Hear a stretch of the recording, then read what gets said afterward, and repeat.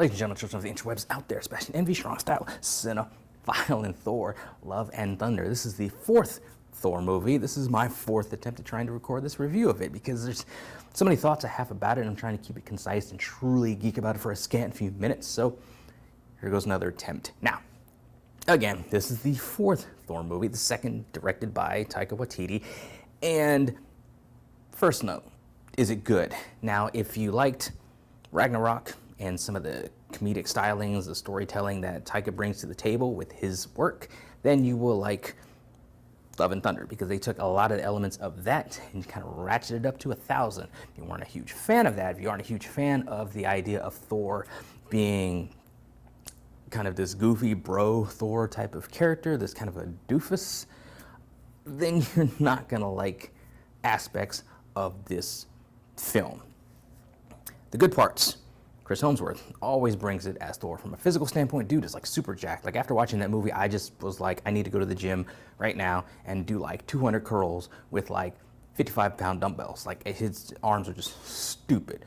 Like the dude is dedicated to the role from a physical standpoint. From a performance standpoint, I mean, he's giving all that he has with the script and the material that's given. So he's like 1,000% invested in this.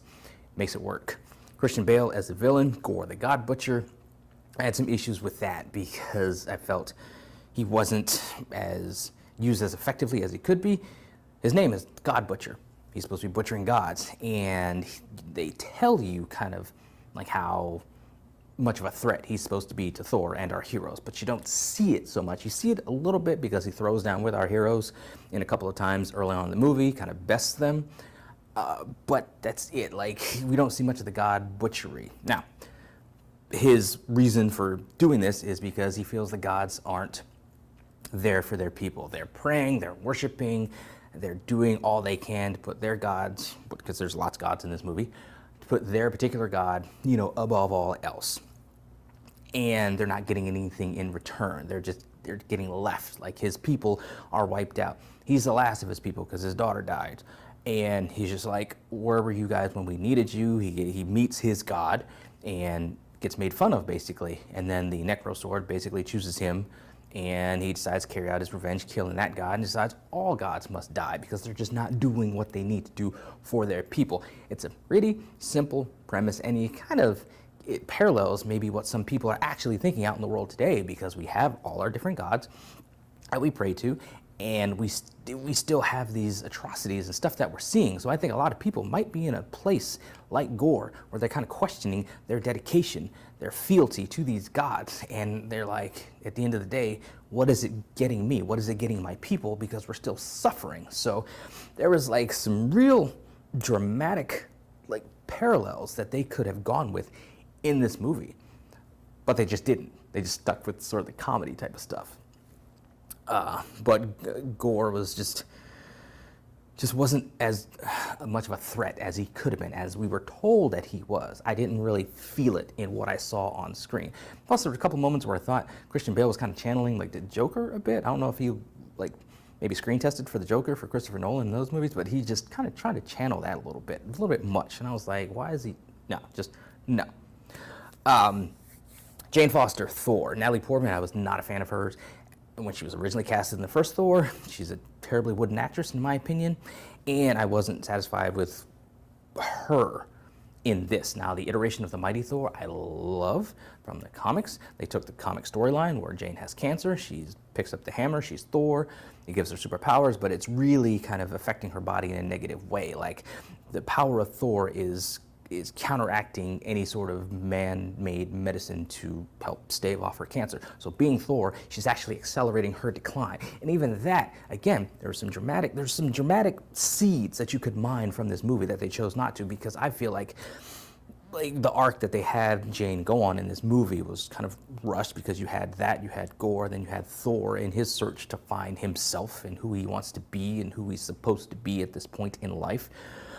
But like Jane Foster, her whole storyline of finding out she has cancer, trying to beat cancer in a natural way, then getting the godlike powers, and then declining still, and having that last hurrah before going on to Valhalla, like that could be like a whole movie, and yet it's kind of like a part of this one. So I think they did that storyline, which could have landed with more weight than it did, a disservice. Now, speaking of stuff not landing with enough weight, kind of gets us to the tone of the movie and the issues I have with that, where, like I said, take some of the comedic stuff from Ragnarok and they dialed it up to 1,000 here, where you have some of these scenes that you know, particularly with like Jane and some of the stuff with Thor too, and even with Gore, where it's supposed to have a reaction. It's supposed to resonate with the audience because, you know, the script calls for that, but you don't feel it at times because it's like comedic, over-the-top joke, serious moment, boom, right with comedic over-the-top joke, like right there. So it's just, they're kneecapping any of the dramatic stuff